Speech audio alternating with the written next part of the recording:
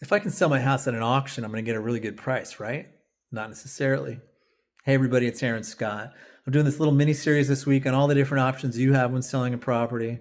I've talked about traditional sales, the online company that's going to buy your house, the cash offer guy, for sale by owner.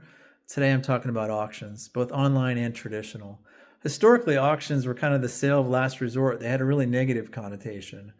If you or a company or a bank or an individual that had to sell a property and it wouldn't sell in the regular traditional market, you'd resort in having an auction where you sold to the highest bidder. You're essentially saying, I'll take whatever I can get.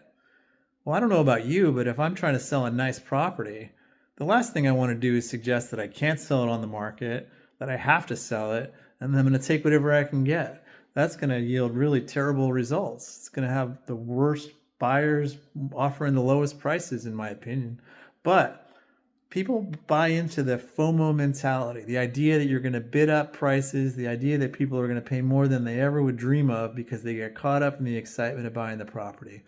And there was some truth to that back in 2008 and 2009 when the market was flooded with foreclosures and distressed properties. The banks couldn't get rid of them all. Nobody knew what to do with them. The auction companies had been out of the scene for a while, but they came back out and said, hey, we have a way to clear all these quickly.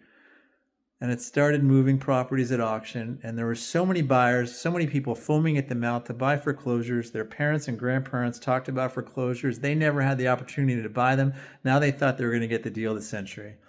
And that led to these online auction companies who gamified the process. And they said, hey, you can sit at home in your pajamas and click on properties, essentially gambling for houses.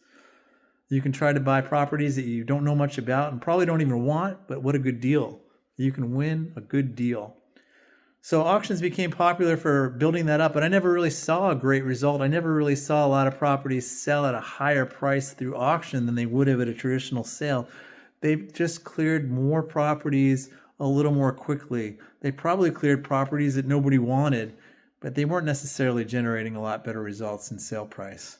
Cut to today, you're dealing with a pretty lousy buyer pool if you're trying to sell a house at auction. You've got people that already are coming wanting a discount. They want to buy below market. So right away, you're starting at a below market mentality. Then you factor in all the limitations the buyers have. They can't see the property whenever they want. That lowers demand. They can't do all the inspections they want. Sometimes they can't do any inspections. That really lowers demand. They can't get loans or they can't get the kind of loans they want. That really lowers demand. And then the auction companies charge 10% or more. So you get a discount-minded buyer that has to then lower by 10%, limited demand, limited results.